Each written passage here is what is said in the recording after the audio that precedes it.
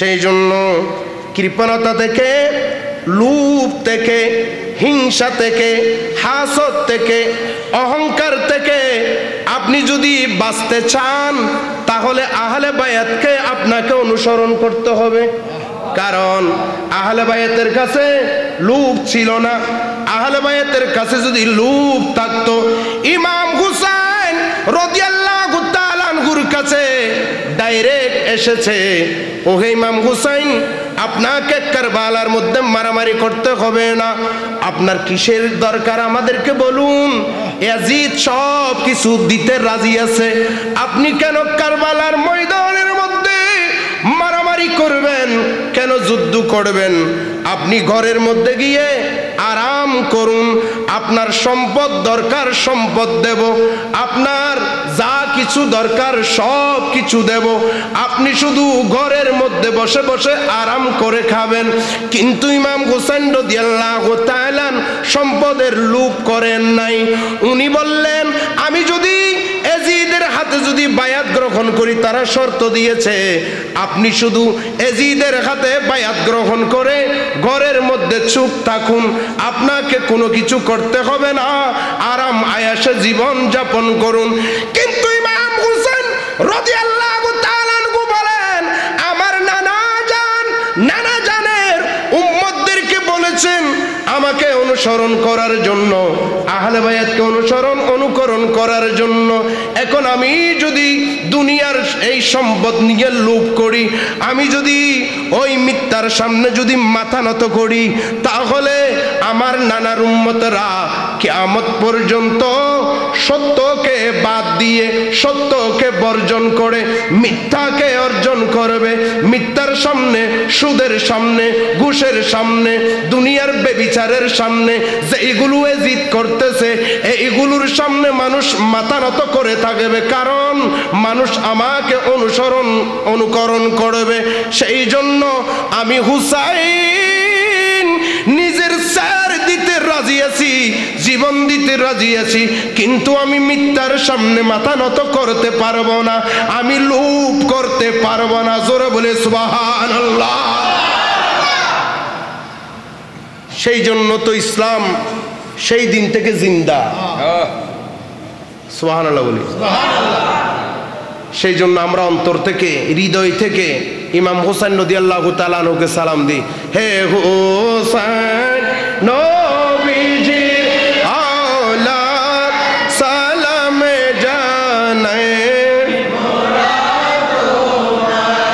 সালামে জানাই, জানি না কেমন করে ছিলেন নবী সোনার মদিনায়, যে সময় নিষ্ঠুর সীমার হুসাইনের গলে তলোয়ার চালে। হে হুসাইন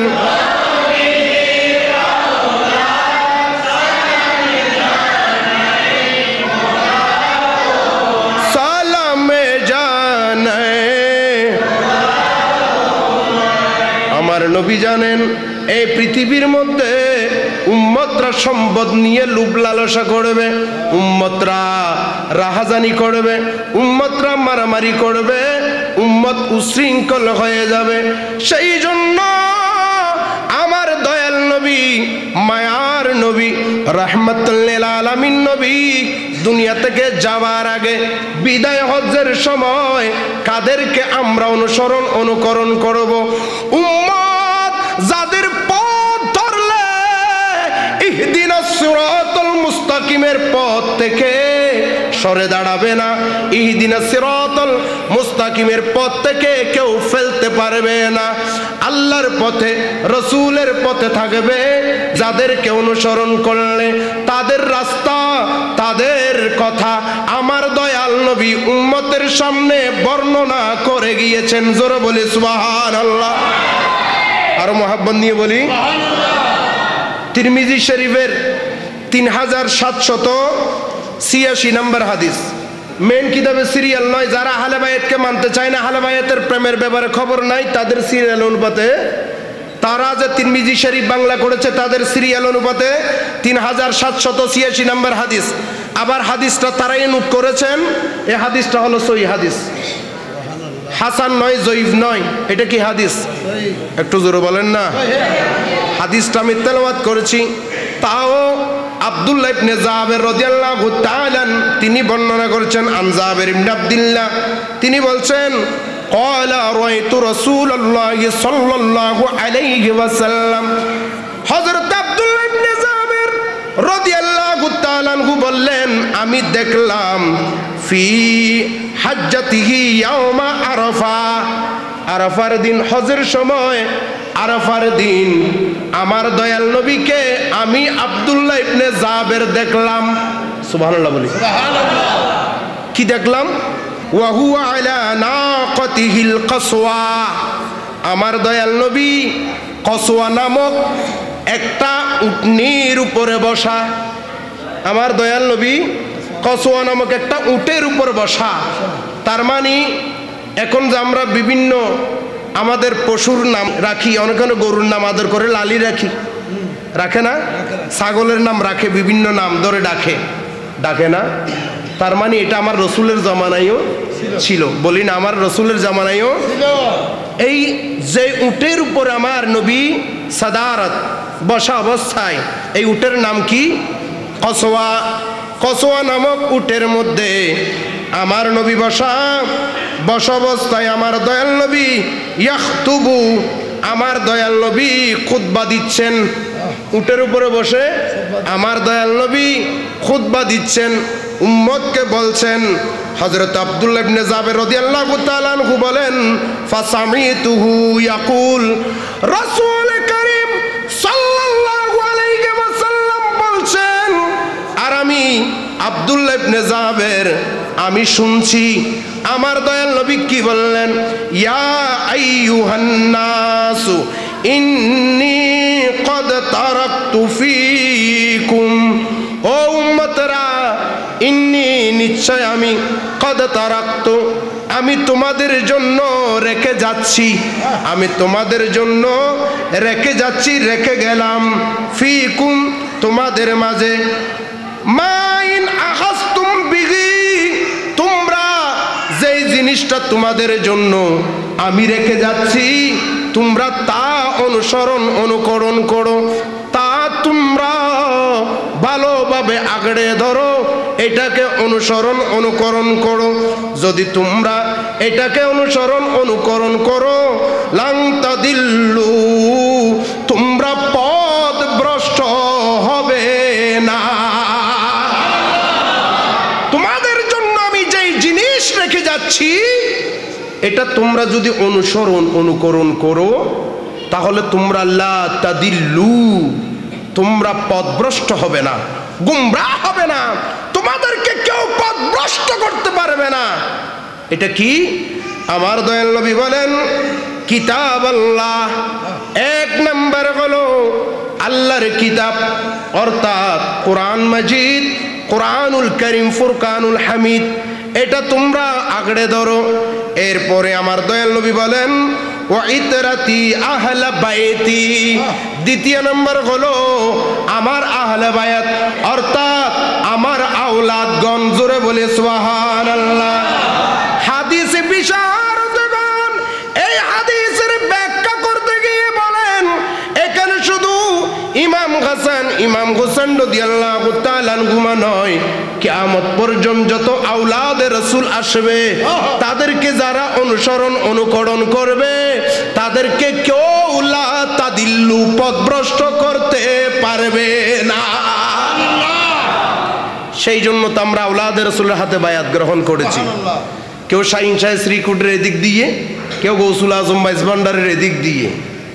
সুবহানাল্লাহ বলবেন না? কি আপনারা কি গুসা হচ্ছেন? এই যে আওলাদে রাসূলকে অনুসরণ অনুকরণ করার জন্য আমার দয়াল নবী বলেছেন, শুধু বলেছেন শুধু তাই নয়, গ্যারান্টি দিয়েছেন, যারা আওলাদে রাসূলকে অনুসরণ অনুকরণ করবে, যারা কোরআন এবং আমার আহলে বায়াতকে, আমার আওলাদকে যারা অনুসরণ অনুকরণ করবে তারা কোনোদিন পথভ্রষ্ট হবে না। বলি পথভ্রষ্ট হবে। সেই জন্য আমরা আওলাদে রাসূলকে অনুকরণ করি। জোরে বলি সুবহানাল্লাহ। আর একটু জোরে বলি, কারণ আওলাদে রাসূলের কাছে সমস্ত ত্যাগ, সমস্ত হালাল পন্থা, সমস্ত হারামের বিরুদ্ধে জিহাদ করা, সবগুলো আমরা নবী দুনিয়া থেকে ইন্তেকাল করার পরে আমরা আওলাদে রাসূলদেরকে আঁকড়ে ধরেছি। আওলাদে রাসূলের কাছে সব সত্য আমরা পেয়েছি। জোরে বলি সুবহানাল্লাহ। এখানে আওলাদে রাসূলের এই যে সত্যতা, আওলাদে রাসূলের সত্যের পক্ষে অটল থাকা, এটার বাস্তব প্রমাণ হলো 61 হিজরির কারবালা। সুবহানাল্লাহ বলি। 6 মাসের দুধের শিশু পর্যন্ত কোথায়? গলার মধ্যে তীর মারছে, এদিকে মারছে, এদিকে গিয়ে বাবার এখানে গিয়ে বাহুতে ঢুকে গেছে। কি নির্মম! 6 মাসের দুধের শিশু আলী আজগর কাতর পিপাসায়। 6 মাসের দুধের শিশু আলী আজগর কাতর পিপাসায়। 6 মাসের দুধের শিশু আলী আজগর কাতর পিপাসায়।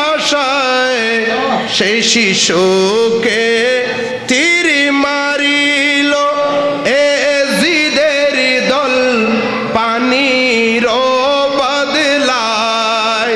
সেই শিশুকে তীর মারিল পাষাণের দল পানির বদলায়।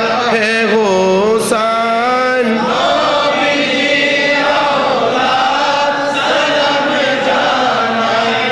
মোরা তোমায় সালাম জানাই, সালাম জানাই।